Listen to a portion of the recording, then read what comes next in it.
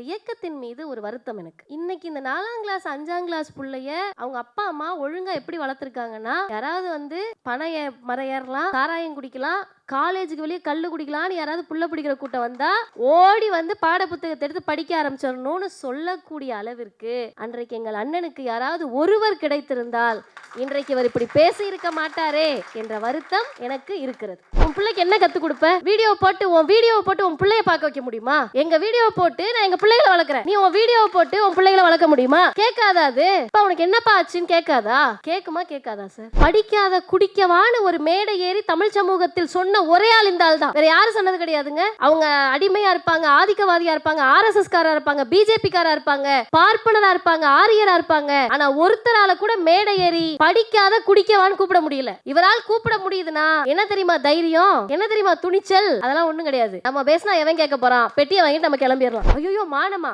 எப்படி திரள் நதி வசூலிக்கிறது? ஐயோ அறிவா? அறிவு இருந்தா எப்படி ஆர்எஸ்எஸ் காரண்ட வாங்கி தின்றது? சுயமரியாதையா? அதெல்லாம் இருந்தா நான் எப்படி சோறு தின்றது அப்படின்னு சொல்லிட்டு தான் இவர்களுக்கு பெரியார் என்ற சொல் வயிற்றெரிச்சலை கிளப்புகிறது. ஐயா சொல்றாரு, பெண்களே ஒழுக்கம் உள்ளவர்களாக இருக்க வேண்டும் அப்படின்னு அவர் சொல்லல. ஆண்களே ஒழுக்கம் உள்ளவர்களாக இருக்க வேண்டும் சொல்லல. என்ன தெரியுமா சொன்னாரு? உலகத்தில் உள்ள எல்லா மக்களும் ஒரே ஒழுக்கம் உள்ளவர்களாக இருக்க வேண்டும். அத அண்ணனுக்கு வலிச்சிருச்சு. ஒரே ஒழுக்கமா இருக்கிறதா? நம்ம வலசரவாக்க ஸ்டேஷனுக்கு போயிட்டு வந்துகிட்டு இருக்கோம், ஒழுக்கத்தை பற்றி நம்ம கிட்ட பேசுறாங்களே அப்படின்னு.